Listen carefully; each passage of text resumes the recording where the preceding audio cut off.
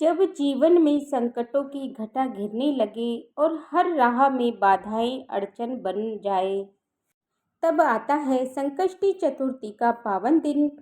एक ऐसा व्रत जो न केवल विघ्नों का नाश करता है बल्कि मनोकामनाओं की सिद्धि प्रदान होती है। ओम श्री गणेशाय नमः। आप सभी को ज्येष्ठ माह कृष्ण पक्ष संकष्टी चतुर्थी की हार्दिक शुभकामनाएं।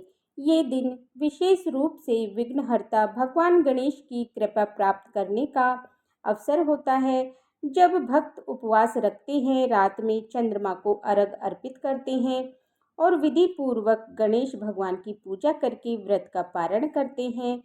संकष्टी चतुर्थी पर श्रद्धा और नियम पूर्वक किया गया पूजन सभी विघ्नों को दूर करता है, भक्तों के जीवन में सुख शांति और समृद्धि लेकर आता है।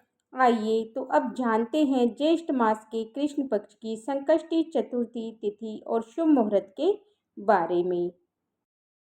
ज्येष्ठ माह कृष्ण पक्ष की चतुर्थी तिथि प्रारंभ होगी 16 मई 2025 दिन शुक्रवार को सुबह 4:03 से और चतुर्थी तिथि की जो समाप्ति है 17 मई 2025 दिन शनिवार को सुबह 5:13 पर चतुर्थी तिथि की समाप्ति होगी। तो चंद्र उदय व्यापनी के अनुसार सभी भक्तजन 16 मई 2025 शुक्रवार को संकष्टी गणेश चतुर्थी का व्रत धारण करेंगे। 16 मई सूर्योदय का समय सुबह 5:49, सूर्यास्त समय शाम 6:57 पर, ब्रह्म मुहूर्त का समय सुबह 4:12 से 5 बजे तक रहेगा।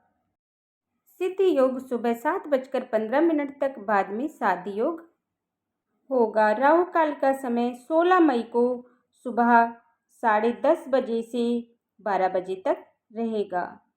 राहु काल के समय के दौरान कोई भी शुभ कार्य या नया कार्य नहीं करना चाहिए, इस बात का ध्यान रखें।